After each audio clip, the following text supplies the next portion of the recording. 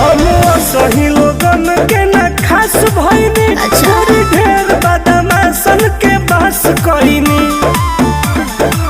तो बड़ी निमन विचार तोहार लागला। आगे सुनो।